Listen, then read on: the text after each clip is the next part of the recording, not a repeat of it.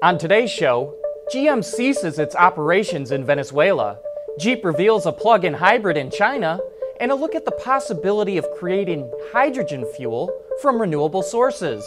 All that and more coming right up on Autoline Daily.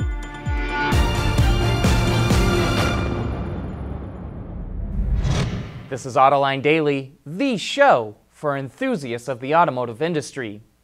You know, General Motors has been selling cars in Venezuela since 1948, but yesterday the company announced it has ceased operations in the country due to the government seizing its assets there. On Wednesday, authorities took over its plant, and the company claims it also illegally took other assets, such as vehicles. General Motors says it will take all legal action to defend its rights, and the U.S. government is also looking into the matter. Even though its operations have been halted, GM will still provide parts and services to its customers through its dealerships. The auto industry in the country is a disaster due to Venezuela's economic crisis. Reuters reports that only 2,800 vehicles were produced in the country last year, down 75% from 2015. And this year, it's even worse. In the first 2 months of 2017, only 240 cars have been built, and that's mostly by Toyota.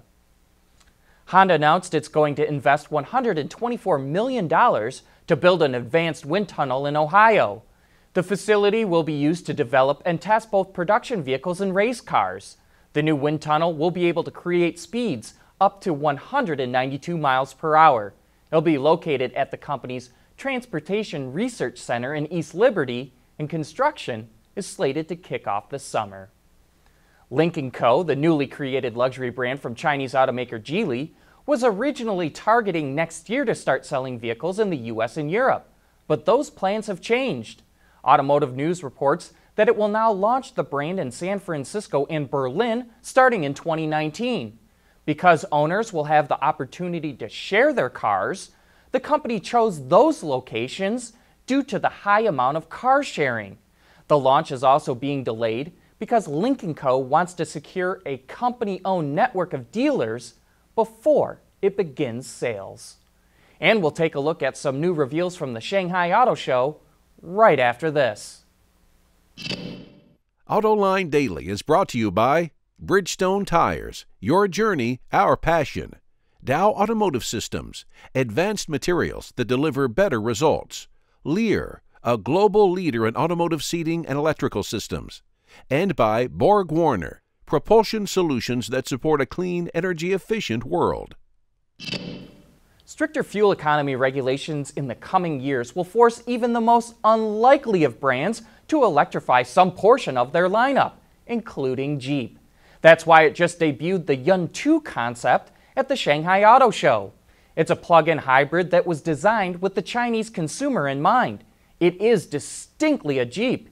You'll notice cues from other Jeep models. But those horizontal headlights also give the Yuntu a little bit of a Volvo vibe. Suicide doors give way to a futuristic interior that has a ton of touchscreens to keep everyone entertained and copper accents that really pop out. The Yuntu is a good-looking concept, but it is still very clearly a concept. Speaking of hybrids, though, Honda pulled the wraps off the CR-V hybrid for the Chinese market.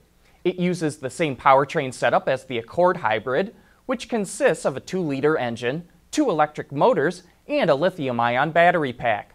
Honda is currently not releasing any other details about the system or its fuel economy targets.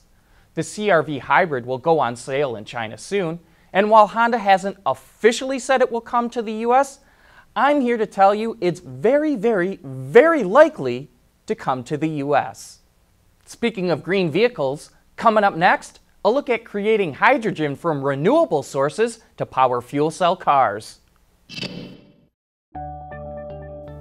Lear Connexus is the new application suite in vehicle connectivity designed to deliver over-the-air software updates and more from Lear Corporation's E-Systems, leaders in power and data management.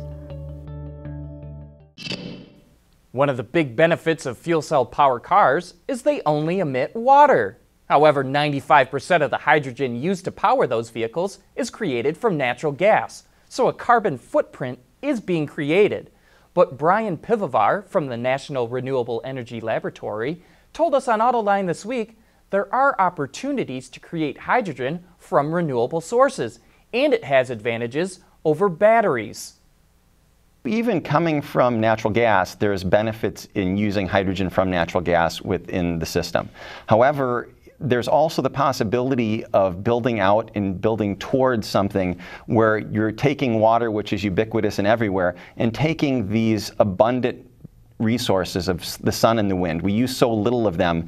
As we build up more and more capacity to generate more and more solar, because they're variable and intermittent in the way that they behave, oftentimes what will happen is we get a plethora of them.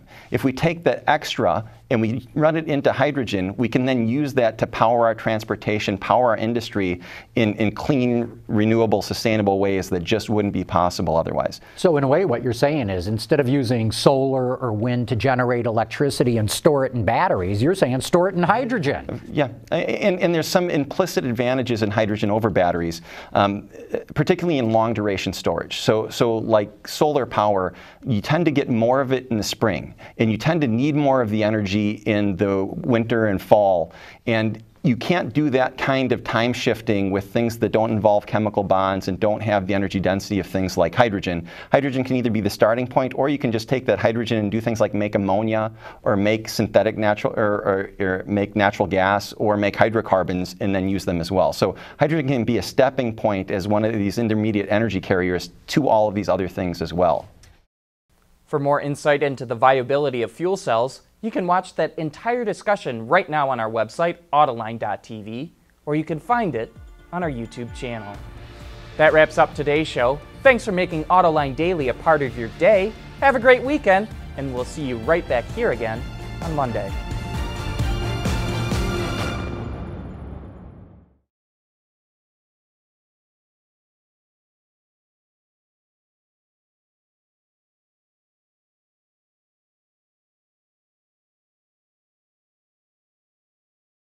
Wards is the industry leader for news, data, and analysis. That's why companies across the globe subscribe to our premium service, maybe even your own. Log in for subscriber access now. Check your company's intranet for details, and rely on wardsauto.com to keep you informed.